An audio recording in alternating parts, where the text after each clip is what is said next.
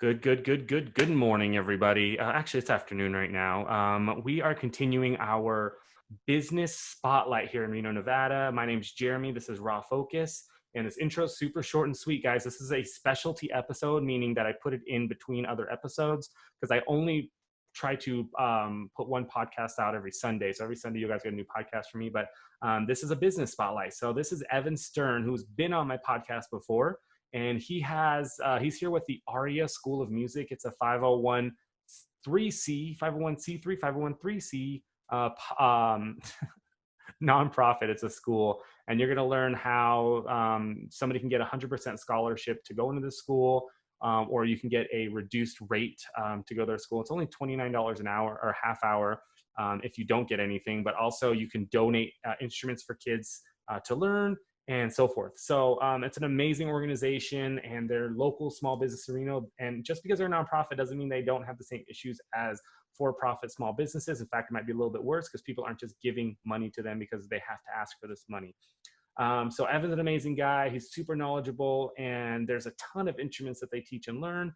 I might be jumping in as well. And so let's see what happens. But thank you, Evan, for coming back on. So guys, without further ado, here's Evan Stern with Aria School of Music.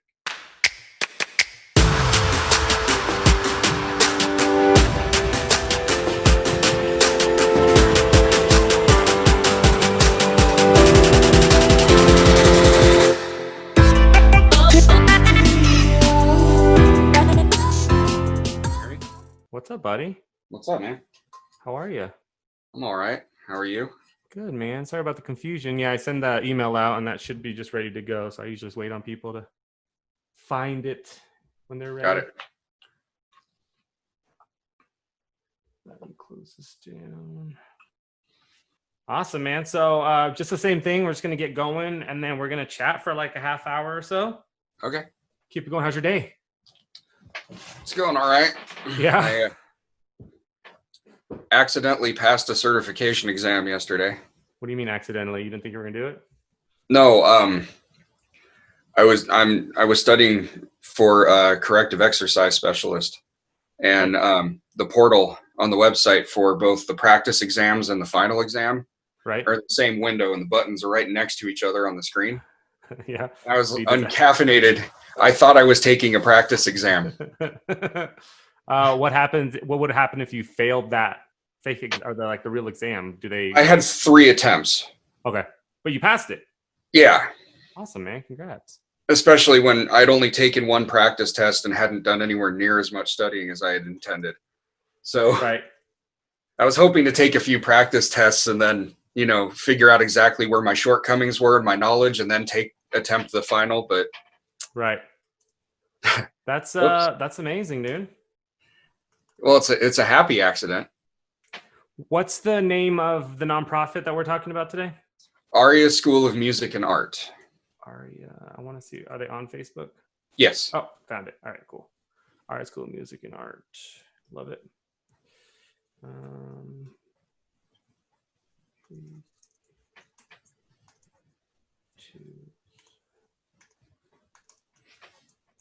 focus on Spotify.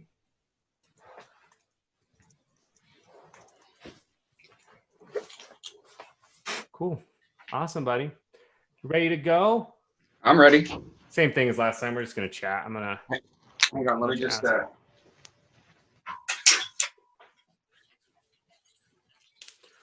Wife is here with me at the music school. Oh, so sweet. Is it just you guys there? Yeah. We're not typically open on Mondays. Oh, nice. So. And Corona time. So yeah, nobody's open anyways. Yeah. All right. Hang tight. Hey guys, welcome back to Raw Focus. As promised, we're doing more of a business spotlight here. So this week I'm going to be doing a few live interviews, but I'm going to be doing a lot of business spotlights with local companies around that we can help push and maybe you don't know about them. So that's what we're going to kind of do. So we have Evan Stern here. If you guys remember, Evan was on a couple weeks ago. Last week, it's all kind of flowing together with me, and we learned a lot about him. But when I put this post up, we mentioned in our podcast a lot about what he does, especially on the music side. So I wanted to give him a chance to kind of chat about that. So we're going to be here for about a half hour, and we're just going to talk everything about the Aria School of Music and Art. It's a nonprofit. It is tagged in this post as well. So feel free to reach out, and hopefully you like what you hear. But Evan, thank you so much for coming back, buddy. How's your day? Well, going okay so far. Yeah. Yeah, it's kind of a day off, so that's always nice to have. Well, thank you for taking the time to actually chat with me again. It must have been, we had a really good experience last time kind of chatting and learning and hanging out. So, but I love that you're part of a nonprofit. And when we talked last, we definitely talked a lot about your musical ability, what you can do, your Zoom teaching right now. Mm-hmm. Tell me about the school. Tell me about what's going on, and how you're involved in it. Well, I've been involved in the school since 2009 when it opened. Me and I call her the school mom. Her name is Julie Holloman. She's the director of the school. And we were both working at the same music retailer, and she was running the music academy portion of that store. And we just kind of got burnt out doing the teaching music lessons at a retail store. When you do that, there's a lot of pressure on the teachers to actually sell stuff to the students. That's how they want it to come in, right? So you come in and you sell. I mean, can somebody bring in their own instrument and get lessons there at the retail place? Well, yeah. It's the issue that I had with the whole retail thing is there was just we're always being talked to about, you got to get your students to buy new instruments. You got to be selling more books. You got to, for guitar students, it's make sure that you're constantly pushing picks and strings and stuff like that. And I spent my first job was working at McDonald's when I was 14. Mm-hmm. Spent 2 years there. I think a lot of us especially in our generation did time in the fast food world. And then I wound up working at Logs Drugs in the photo department after that. And, nice. Back when photo departments were a thing. Right. I don't know if it's still a thing anymore, but. Oh yeah. I mean, I haven't used them in a while, so. Yeah. And then I went to work my senior year of high school. I started working at a music store, and I just got burnt out on retail, especially teaching in that environment. And I would much rather just teach music and make music than try to sell stuff to people. So. Right. I mean, we definitely, the school or the business had its own agenda, but you had your own agenda as well. And sometimes you just want to teach without having to worry about selling. Yeah. Or having a ulterior motive, if you will. Yeah. And I think it can lend a little bit more credibility to the teacher when all they're interested in is teaching. Right. And there's no ulterior motive there. And then about a couple of years in, we decided that we wanted to figure out a way to kind of give back. So we began the process of becoming a 501c3 nonprofit. Right. And which that is tough. Is a process. I believe it. It took me a year and a half to get one for Hatch Lab when I had the studio. So I totally know what you're talking about. Yeah, it took us. We had a guy who's his name is Don Harmer in Carson City. Actually set it up for us. I forget the name of the company he works for, but all he does is set up corporations and LLCs and stuff like that. Nice. Corporate Services in Nevada. That's his company, and he set up our nonprofit for us, and he maintains it for us. And without him, we would not have been able to do it, because if you screw that up, you're done. They won't ever talk to you again about it. So.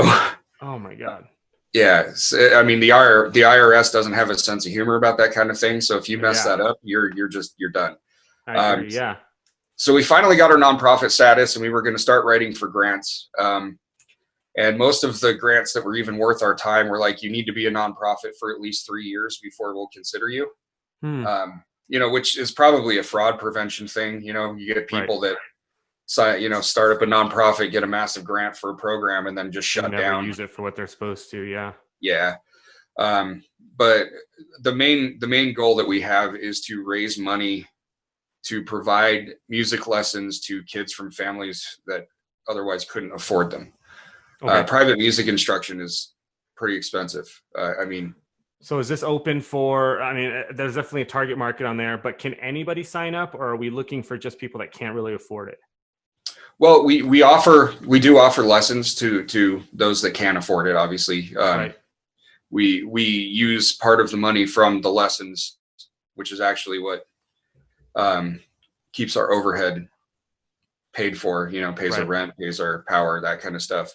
Um, and we use some of that to also build up our fund to fund the scholarship for lessons for kids that need the money. That's good to know. We also do take donations of musical instruments, because part of what we raise our money for is not just the lessons, but also instruments for kids to use while they're Right. taking those lessons from us. Amazing. So walk me through the process here. I have a kid that wants to learn. How do they go about signing up? How often are they expected to do classes? Walk me through that process. Okay, well, we definitely will answer Facebook messages through our Facebook page. Cool. You can also call the school. Our phone number is 775-829-2742. Perfect. We don't always answer the phone if we are in lessons, but we will get back to you as soon as we can. Anybody can also message me personally. Perfect. We're not like cutthroat teachers here. There's 3 of us that teach private lessons. Cool. So if I don't think I'm a good fit for the student, or I don't teach the instrument they're looking for, I can definitely get them put in contact with the proper teacher for them. That's good to know. And then our lessons, our base rate for lessons is $29. I shouldn't say base rate. Our only rate for lessons is $29 per half hour private lesson.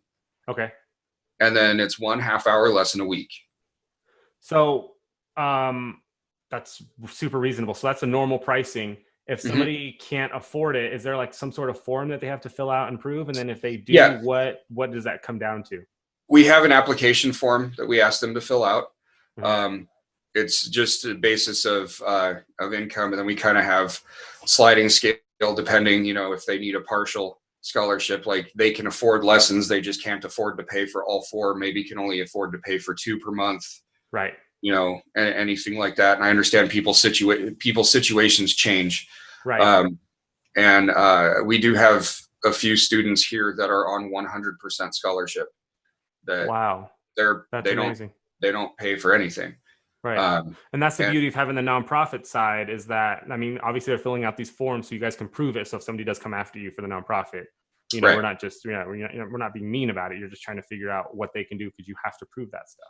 Right. Yeah. We have to report pretty much everything we spend money on, even more so than just a business that's trying to get their taxes done. Because they can pull your nonprofit status in a second, and that's always been scary. Yeah. So there's a lot of fun things that I'm glad I'm not involved with as part of running. I know, right? Yeah, that's what I hated about it. I hated being on top of that. I'm totally okay with just being a mouthpiece for the school right now. Right. I'll let the school mom handle that fun stuff. So the $29 gets them a half hour a week. Yes. Is that kind of a good basis to start? Is there options to add more, or do they kind of graduate as they kind of go up in how much they're doing?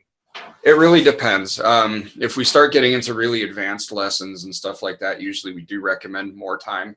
In the beginning, half hour a week is plenty. We don't want to give people too much information per week. I can keep talking about music stuff for hours on end, and I have seen people's eyes glaze over with some of the stuff that I go into. Right. When we also are partnered with Truckee Meadows Community College for the community education program. We teach 2 ukulele classes per week with them, or at least we did until everything got shut down. Well, you get back to it. Yeah. Yeah. Well, I'm provided everything goes well the next few months, we should be back to doing that by next semester. That's amazing. So students there can enroll in that class. Well, it's actually more. It goes out it's advertised in that community education flyer that just gets mailed out to like everybody. It's not specifically for TMCC students. It's just for anybody that wants to do the class. That catalog has like guitar classes, uke classes. Right. I mean, they have like baking classes and all that stuff. Yeah, right? investment and all that stuff. Yeah. So okay. We do those classes as well. We have 2 classes that and more advanced ukulele classes we run on Saturdays, and then until we had to shut it down, every Wednesday night we have a what we call RUG, which stands for Reno Ukulele Group. and that meets here, and it's just a bunch of people strumming and singing once a week for an hour and a half. I love that. So Evan, what all do you guys teach, or what are kids able to learn? I always say kids, I'm sure it's anybody. What are people able Right. to learn at the school? We teach all 4 orchestral string instruments, so violin, viola, cello, bass. We teach electric bass, guitar, ukulele, mandolin, banjo, piano, and voice. Awesome. So like when you're doing ukulele, you're obviously, I mean, are people singing and playing? Is that kind of a mixture? But also they can just do voice on their own if they just want to sing. Right. We do have some students that do that. I am not the voice teacher. I usually get paid to not sing. So I want to hear your singing voice. You really don't. You really don't. Yeah, in my mind, like, I don't know, dude. I think I want to come in and just learn how to play some cool, like, Hawaiian, be like The Rock for a little bit, just a little, just something really cool ukulele. I love that. I've always wanted to have some sort of musical skill, even though I don't. I sang in like high school, middle school, and all that stuff, but they always tell you were good then, and then you figure out you weren't really that good later on. Now, we mentioned something about the instruments as well. So obviously a lot of these people, if they can't really afford to pay for lessons, they can't afford instruments. What do you guys do to help them on that side? Or are they renting it or using it while they're there? I specifically remember watching your interview with Mr. Brandon Doritos, as I love to call him. And he said I was the guy that he could go to get things. And yep. I've wound up being pretty resourceful. I've located digital pianos for students to use so that they could take piano lessons. Yeah. I've been able to get a hold of guitars and stuff for us to have students use. Right. So I can sometimes be fairly crafty with coming up with instruments for people to use. But we definitely take donations of anything, from instruments to money. Money's always good. I know it's probably not a good time to ask for that from people, but I mean, you know what? Here's the deal with the nonprofit, man. You're always asking. You're always, I mean, anybody that has a nonprofit, like I know from personal experience, like the money doesn't just show up. If I don't go and ask somebody for money or have a fundraiser or push, people aren't just going to, we always say that if you guys want to donate, go ahead and just randomly donate. Nobody does. So so we have to ask for that stuff. So if people have instruments laying around that they haven't used in a while and they want to put it to a good home, they can definitely donate to you guys. Yes. That kids will be able to use. Of course, if people have their own. Now, is it, say that I have a kid that wants to come in, like one of my daughters wants to come in and they don't know what they want to play. Is it still a good choice to kind of come in and just see what you have? Yeah, I mean, what we can do, between my boss lady and I, we're kind of instrument hoarders. I mean, you can see here I've got all kinds of stuff hanging around in my room here. So, and you're you're at the school right now. Yeah, I'm in my teaching studio. Perfect. And what we can do is put some instruments in their hands, and just see what they kind of gravitate toward. I love that. Another thing that I used to actually recommend doing for anybody that didn't want to, but especially once everything opens back up and this becomes an option, there's a couple of music stores in town that sell all sorts of instruments, not just strings, but we don't have any brass or woodwind teachers here. Mm-hmm. But if a kid's interested in playing trumpet or flute or something like that, there are stores where they can go in and get their hands on them and see if there's anything that really grabs them. Love that. And I'm sure you guys would be able to refer them out to those places when they come in and chat with you. Absolutely. And the thing with musical instruments, I firmly believe that there's an instrument out there for everyone. It's just a matter of finding it. Yeah. When I worked at the music store, probably the most common thing that I ever heard was I took lessons when I was a kid and I regretted stopping. Right. And, they probably got bored. And that's kids do. They get bored and then they're like, they want to do something else. But as we get older, we miss that. And you can run into the issue of kids that are being forced to learn an instrument. Right. I think forcing a kid to learn an instrument is not necessarily a really good idea. It's hard for everybody involved. It's hard on the kid. It's hard on the teacher because the teacher's trying to pound information into a head that doesn't want it. Right. So the kid's being forced to be there. I mean, what do what do you tell parents then? I mean, obviously, the more people you have helps your guys' nonprofit, spreading the word of music. I think eventually, we all get into a mindset that we want to be musical. We watch all these singing shows, these, musicians play, and they kind of create their own thing. What advice would you give parents to be like, hey, this is how we should maybe push your kid into it, or say to your kid to start taking lessons rather than just making them do it? That's a tough one. I mean, finding out if there's interest first. Right. If there's no interest, it's kind of a moot point. I understand that not everybody is interested in learning an instrument. It is a very difficult endeavor. The whole thing of a child prodigy is very, very, very rare. Right. And I suppose that I accelerated and at a faster rate than a lot of kids my age. I mean, I started playing violin when I was 8. I played it for 3 years. Why did you start? How did you start then? I started playing violin because my older brother was playing violin. Oh, so you just wanted to be like your older brother? Yeah, I don't know why. Yeah. I started playing when he started playing, and I wanted to be like my older brother, and I played violin for 3 years and hated every minute of it. Oh, and then when I got to 6th grade and started playing the cello, I decided I wanted to play the cello. I don't even know why. Right. But when I started playing the cello in 6 months, I got better at the cello than I ever did in 3 years of playing the violin. And I just kind of kept going and going from there, and then wound up going to UNR and on a music scholarship and studying cello performance. Yeah, I mean, that's weird. Like, you found something you hated and then it turned into something that you loved, and now you obviously teach it, which is more of a passion. So mm-hmm. Evan, right now, since I just got off of a podcast with Justin Impossible, and we were kind of talking about transitioning business, I'm sure that you guys are doing something in the way of Zoom or something to teach your current students now. Yes. Is that something that you guys are going to be able to push forward later on? Maybe somebody that can't really make it to the class, or we have a few months where people are just going to be a little scared to come out. We've tried to look at this as, look at the silver lining in this. This has forced us to explore an avenue to reach people that we would not have otherwise considered. I would not have, I'm not really much into technology. I use my computer mostly to check my email, and there's a very specific reason why I play console video games instead of computer video games, and that's because I have the desire to constantly upgrade something to, oh my God, I'd rather just put a disc in and play. Right. So thankfully this platform is pretty easy to use.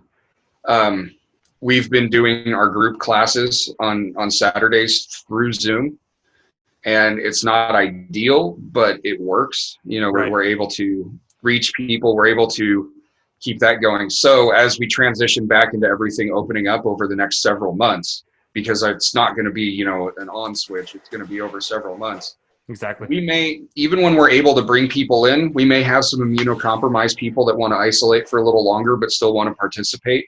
Right. Maybe some of my students will be comfortable coming in for in-person lessons, whereas some of them may not want to yet. Right. Or their parents are a little nervous or worried to have people interacting. And we totally get it, but we can't break them. We got to make sure that, and I like that. So you guys have a plan. You guys have to have something set up. Are you guys, how does your payment structure work? Are you guys pre-paying for everything? Or is it like a pay per class? How does that work? So we bill monthly. Basically, we base it on the number of lessons you're going to have for the month ahead. Right. So it's I know this one. I know this one. 120. It's oh my God. I'm Asian, dude. Let's do the math. Come on, give me some numbers. All right, we're busting out the I haven't had enough caffeine. It's 120. The answer is 120. 116. Damn it. That was, you did the 29. I did the 30. Yeah, $116 per month. Cool. Provided there's 4. Sometimes you'll wind up with 5 lesson days, in which case it's 145. Right. So you bill them once a month. And that's amazing. Automatic come through. Is there any trial pricing or like first lesson free, anything like that people need to know of? And if you don't worry. I don't assume everybody. I can't, because even though we have this school, the Aria, the Aria school is the parent thing. We're all independent contractors. Right. So I'm an independent contractor. I just teach here at the school. So I can't answer that question definitely because I can't speak for the other teachers. Got it. And if you don't, it's not a bad thing. People are getting paid for their time to be there and all that. And honestly, we've done it in the past where we've offered free trial lessons and stuff like that. Right. And 97.8% of the people that showed up we saw once, and that was it. Right, just for their trial. And and they tried to get as much out of the lesson, as much information as they could out of us in that time. Right. And then they were, peace out. They were gone. Right. So, but what we will do we will set up appointments to meet people.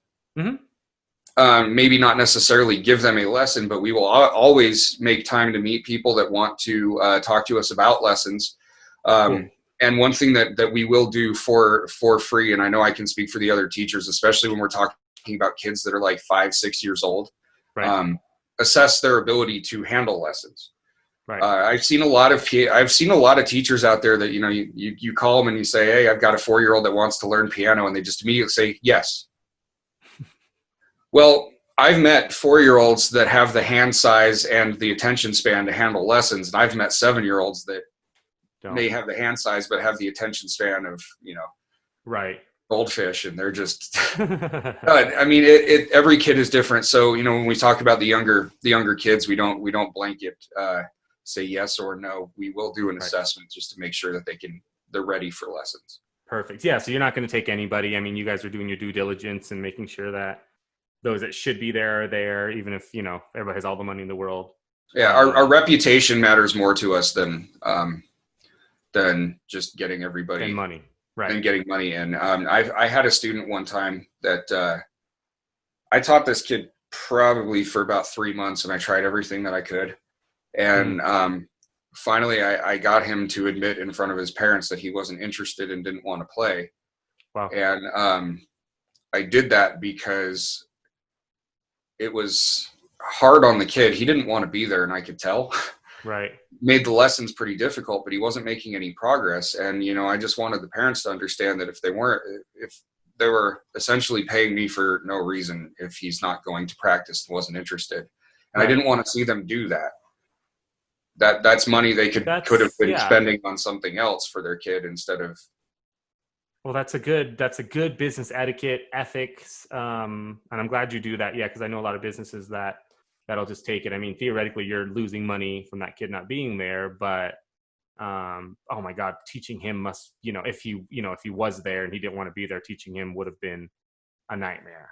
It can be difficult to teach a student that doesn't want to be there. Right.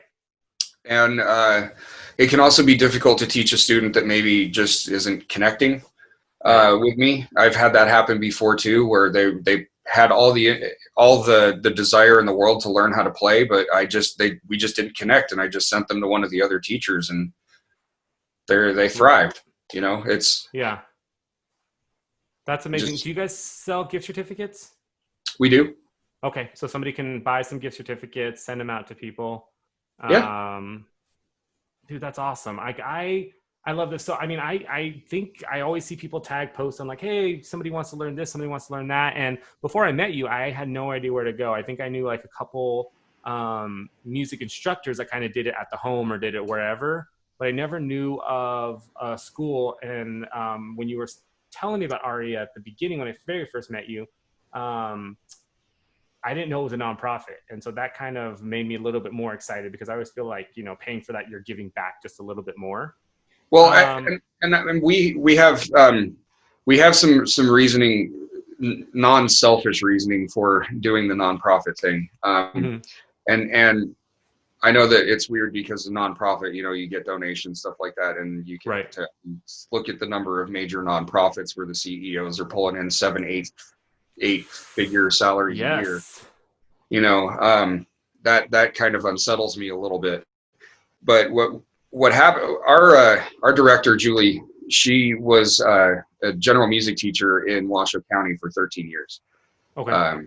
She was at Whitehead Elementary School for Oh, 13 years. close to And me. yeah, and she does this because she loves teaching music, and loves teaching music more so to kids that want to be there. But the individual lessons, it's easier to reach everyone for sure. Right. My brother and I, growing up, were lucky enough to have grandparents that could afford to pay for lessons for us, because there's no way that our mother could, single mom raising two pain in the ass boys like us. There's no way she could have paid for it. And we, as we got older, became very, very aware of how lucky we were to have family members that could afford to do this for us. That's amazing. And we know that not everybody is that lucky. So by doing this, being able to give lessons, I truly believe that the next Yo-Yo Ma or, John Petrucci or whatever could be out there, and maybe they're just from a family that have no financial means to get their kids lessons. I love that. And I mean, you said two names. I have no idea who those people are, because I'm not. Yo-Yo Ma is a very famous cellist that, speaking of child prodigy, you should look him up on YouTube. He makes playing the cello look so disgustingly easy. It actually makes me want to give up sometimes. Right. And then John Petrucci is the guitar player for Dream Theater. And and he's just child prodigies, grown up, and just killing it. Yeah, just destroying the game. And I wish I'll be a child prodigy at some point. Maybe maybe the next 20 years or so I'll get there. So we actually have a comment here. I know I don't pull comments too much, but Karen Wood wrote, I would love to hear Evan's recommendation for violin repair people who do not send out the job, so they don't outsource. I do not want my instrument sent anywhere. Need somebody trustworthy. Do you have anybody local that does repair that you know of? The one name that comes to mind is a gentleman by the name of Bruce Macbeth. Okay.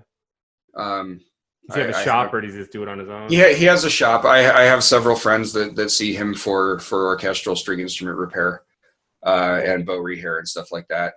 And he's a good guy. Plays the name of the shop by chance? I think it's just Macbeth Violin Shop. Okay. Sweet. Yeah. That's a good one. I like that. Sweet, man. This is going quick. So we have a few minutes left here.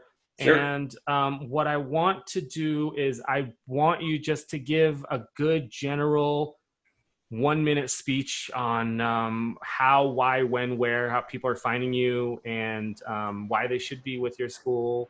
Not a huge why, but like, let's tell people about you and how to find you, and we'll touch base on it again, and then we'll end that live. Sure. Well, the how to find us, we are at 3941 South McCarran Boulevard. It's the intersection of McCarran and Longley Lane. There's a Human Bean coffee place right on the corner. We're in the center behind that. It's called the Air Center Plaza. And we have finally was able to get a big electric sign for our location. So nice. A little easier to find now. So we're in there. We're here Tuesday through Saturday, typically, early afternoon through evening. And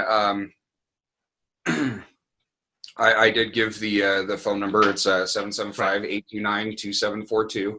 Or you can message me personally, since I'm going to be linked in this. And I've linked both the school and you on this as well. Sure. And I'm sure through both of those, you guys will be able to find the phone numbers as well. And you guys have spots available and open for students right now? We sure do. Unfortunately, we are down a little bit just because of the economic times, and that's understandable. I'm still feeling very, very blessed that I have the students that I still have right now, that have been able to maintain doing the lessons. And if anybody is willing to donate instruments or money so that we can keep our scholarships going, please send us a message. Please give us a call, contact us.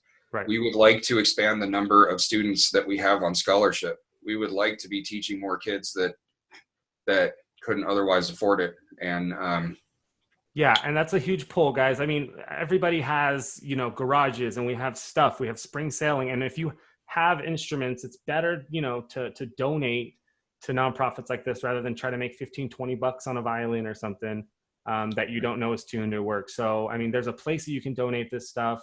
They are a nonprofit, which means that it's tax write-offable. Yep. So, Yes, you know, yes, you'll we make money on are. your taxes that way as well. We are a 501c3, so anything that you do donate to us is tax deductible. So that's amazing. Yeah. Dude, thank you so much for pimping out your business. And I know you're busy, but for coming out and doing the podcast again for me. Any last things you want to say to the peeps before we get off live? No, just if you've been thinking about learning how to play an instrument, now is really the time, because I know a lot of people have some extra time, and unfortunately have some extra time. But especially in times like these, tough times, playing an instrument is good for mental health. Right. Doing something artistic in any way is great. Expression, anything is great for mental health. So, and it's good for parties, man. It's good for being that cool guy at a party. Hey, if you have ever hated that guy that shows up to the beach, that starts playing the guitar and gets the crowd around him, and you think that they are the biggest douche in the world, give us a call. We will help you become that douche. I would love to be that douche, man. That's like my goal. I just want to go to one party. Oh, you have a piano? Do you mind if I just jump on the piano? And then just... Yeah. That's my goal. All right, Evan, we're going to pop off of live, dude. Stay on the line. Thanks so much. Yeah. Thank you. Awesome, buddy. So this is still recording, but that was amazing. So we're going to keep it up and push it. So feel free to share all that. Cool. That was good, man. That was fun. Yeah. I'm looking forward to, maybe we could do this again sometime. Not necessarily about this or. No, dude, seriously. So I mean, I need content. So anytime you want. So I'd be cool to get you on, you and the wife on, you know, just whatever. You could get me and Brandon on, and we could talk about our band days, and I could correct his story about how he gave Dave Navarro his autograph. Oh, was it a different story? Oh, well, he told it mostly right, except he didn't say correctly what he said to Dave Navarro. And what he did is he walked to the front of the line. Right. I was there as a retail music buyer at the NAMM show. Right. And I had an appointment at the booth right next to where Dave Navarro was. Now, being a retail buyer, I was annoyed because there was this crowd of people there that I had to push my way through that thought I was trying to cut in line just because I'm getting to my appointment that I have with my sales rep. And so Brandon comes over, he's like, give me a piece of paper. So I give him a piece of paper. He scribbles something on there, tears it off, walks to the front of the line, slides it across the table to Dave, and then just goes like this. You're just another person. Turns around and walks off. Oh my God. Yeah, what did Brandon say? He said he didn't remember, but he said something to the effect of like, one day you're gonna want this one day or something like that. He said you're just another person, and then turned around and walked away. And I thought it was probably one of the ballsiest, but also most hilarious things I'd ever seen in my entire life. I wonder what Dave was like. Well, what was annoying, I think what was the most annoying about it is that, yes, we understand that all of these rock stars are contractually obligated to be at the NAMM show because of their endorsement deals. Right. So he comes down from I think it was like the Yamaha Guitars booth or something. He comes down from the second story that they had built up, and he's got these two like totally beat up looking strippers with him. Like it's just, it was messed up. And I didn't realize how short of a dude he is. He's a tiny, but so pretty. Everything on him is just so perfect and manicured and put together. So we'd seen rock stars that were like, leaning across the table to take pictures with people after they signed, but we're like, doing the horns or, actually looking like they were happy they were there. He was just signing things and half-ass leaning over the table. And there's this line of adoring fans that all want to meet him. And he was treating it like, it's just another annoying thing I have to do. Right. And it actually incensed Brandon enough that he felt the need to do that. And I think sometimes even celebrities need a little bit of a reality check that this is a line of... yeah, they, you know, sometimes I know we hear celebrities all the time always complaining about that, but like, holy crap. I mean, you have all these fans that worship you, you know, at least give them a second to like, you know, give some love back. I mean, it was almost akin to the scene toward the beginning of Galaxy Quest where Tim Allen's character was all upset after what he overheard in the bathroom, and he's Right. just like signing Right. autographs and flinging the thing across the table. It was not too far off from that, and it was really kind of annoying to see because when you become a rock star or a famous person like that, you go into this knowing that that your fame is going to take away your anonymity. Your fame is going to make it so that, unfortunately, people feel like they have a right to your time. And I know Right. that's not a good way for people to think, because nobody has a right to your Right. I time mean, and they're still attention. human beings and all that. They Yeah. are still human beings, and I understand it. And I understand everybody has an off day, but I just feel like when you're a celebrity like that and you're in the public eye and you're there doing something like that, you don't take it. If you're not happy with the terms of your contract for your endorsement, Right. or you're not happy that you're there, don't take it out on the people that are there to see you. Right. I mean, they're paying for tickets. They're paying, you know, for all this stuff. And Well, and I got to admit that thankfully the NAMM show has changed some things. It's a trade only show. They Mhm. used to give away so many visitor badges. So basically this line of people were people that just happened to get their hands on badges. Right. And so it's basically just like looky-loos and a lot of filler people. Like this happened on the Saturday of the show that I was there, and there was over 85,000 people inside the Anaheim Convention Center. Wow. It's a nightmare to get through with all those people, and then you have this long line of people waiting for him. But it was really disheartening to see. I feel like the music and film industry is like the only industry where you get to crap on your clientele and people still love you for it. Right.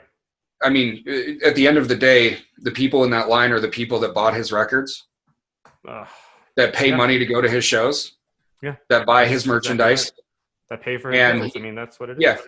So why do rock stars get to crap on their clientele like that? I don't, or when you They find out should, but movies, yeah. when you find out that like movie stars are prima donnas and stuff like that too, Yeah. it's like, this is your clientele. Why are you doing that? And I don't know. I guess that's why they say that whole thing, don't ever meet your heroes. Right. They'll disappoint you, man. Although I did get to meet Duff McKagan from Guns N' Roses and Velvet Revolver fame. Was that a good meeting? He was super cool. Yeah, see? Actually, he was annoying security at his booth because every time somebody wanted a picture with him, he kept getting up and coming around the table. Right. And, like putting their arm around people. I mean, Right. he was super cool about it. That's awesome. But others, unfortunately. And so as much of an asshole as Brandon could have seemed for doing what he did to Dave Navarro, it was actually awesome. Yeah, I love that. Yeah, I us little people against the big people. I totally get it. Awesome, Yeah. man. Yeah, Brandon and I have some interesting stories from our days in our band together. It'd be fun to, we can get you guys together here in the next couple of weeks, and then we can all just kind of jam and chat, and yeah, that'd be fun. We'll do it. Sounds good. Awesome, buddy. All right, I'm gonna get set up for the next one. Dude, I appreciate your time. Hopefully you and the wife have some fun today. But yeah, just keep me posted on anything you need.